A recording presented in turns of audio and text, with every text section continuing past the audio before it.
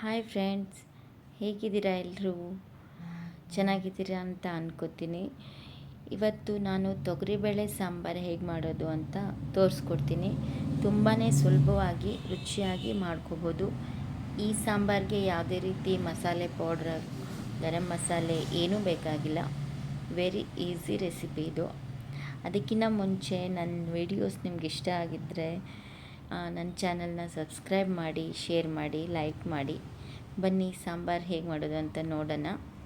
ನೋಡಿ, ನಾನು 4 ಜನರಿಗೆ ಸಣ್ಣ ಕಪ್ಪಿಂದ 1 ಕಪ್ಪು ತೊಗರಿಬೇಳೆನ ತೊಗೊಂಡಿದ್ದೀನಿ.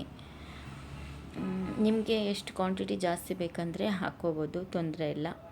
ತೊಗರಿಬೇಳೆನ ಚೆನ್ನಾಗಿ ತೊಳ್ಕೊಂಡ್ಬಿಡಿ. ತೊಳೆದು ಅದಕ್ಕೆ 1 ಹನಿ ಎಣ್ಣೆ, ಹಾಗೆ ನಾನು ತರಕಾರಿ ಕ್ಯಾರೆಟು, ಬೀನ್ಸು ಹಾಗೆ ಆಲೂಗಡ್ಡೆನ ಹಾಕಿದ್ದೀನಿ.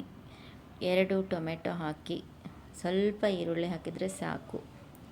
ಹಾಗೆ ಚಿಟಿಕೆ ಅರಿಶಿನ, ಹಾಗೆ ಸ್ವಲ್ಪ ಉಪ್ಪು ರುಚಿಗೆ. ಇದನ್ನು ಹಾಕಿಬಿಟ್ಟು 2 ವಿಷಲ್ ಮಾಡ್ಕೋಬೇಕು ಕುಕ್ಕರಲ್ಲಿ. ನೋಡಿ, ನಂದು 2 ವಿಷಲ್ ಮಾಡ್ಕೊಂಡಿದ್ದೀನಿ. ಯಾವ ಥರ ಬೆಂದಿದೆ ನೋಡಿ.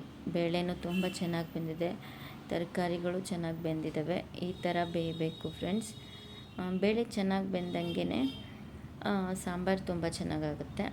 ನೋಡಿ, ಇದು ಮಿಕ್ಸಿ ಜಾರ್ಗೆ ಸಣ್ಣ ಬೌಲಿಂದ ಸ್ವಲ್ಪ ಕೊಬ್ಬರಿ ಹಾಕ್ಕೊಂಡಿದ್ದೀನಿ, ಕಾಯಿ ತುರಿ, ಅರಿಶಿಣ ಪುಡಿ, ಖಾರದ ಪುಡಿ, ನಿಮಗೆ ಎಷ್ಟು ಬೇಕು ರುಚಿಗೆ ಅಷ್ಟು ಹಾಕ್ಕೊಳ್ಳಿ. ರುಬ್ಕೊಂಡಿದ್ದೀನಿ ನಾನು ಸ್ವಲ್ಪ ಹುಣಸೆಹಣ್ಣು ಹಾಕಿ. ಆಮೇಲೆ 2 ಬೆಳ್ಳುಳ್ಳಿ ಸೀಳು ಹಾಕ್ಕೊಂಡು ಮತ್ತೊಂದು ಸತಿ ಮಿಕ್ಸಿ ಮಾಡ್ಕೊಳ್ಳಿ. ಎಣ್ಣೆ ಬಿಸಿ ಆದಮೇಲೆ ಸಾಸಿವೆ, ಜೀರಿಗೆ, ಕರಿಬೇವು ಹಾಕಿ ಬೇಯಿಸ್ಕೊಂಡಿರೋ ಬೇಳೆನ ಹಾಗೆ ರುಬ್ಕೊಂಡಿರೋ ಮಸಾಲೆನ ಹಾಕ್ಕೋಬೇಕು. ನೋಡಿ, ಕಲರ್ ಎಷ್ಟು ಚೆನ್ನಾಗಿದೆ. ಇದು ಚೆನ್ನಾಗಿ ಕುದಿ ಬರಬೇಕು ಫ್ರೆಂಡ್ಸ್.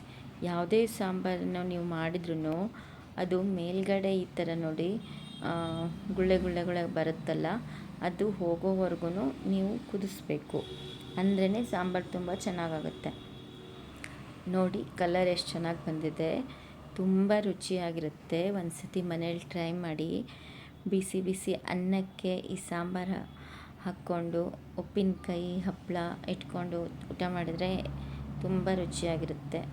ಎಲ್ಲರೂ ಮನೇಲಿ ಒಂದು ಸತಿ ಟ್ರೈ ಮಾಡಿ. ಹೇಗಿದೆ ಅಂತ ನನಗೆ ಕಮೆಂಟ್ ಮಾಡಿ, ಸಬ್ಸ್ಕ್ರೈಬ್ ಮಾಡಿ ನನ್ನ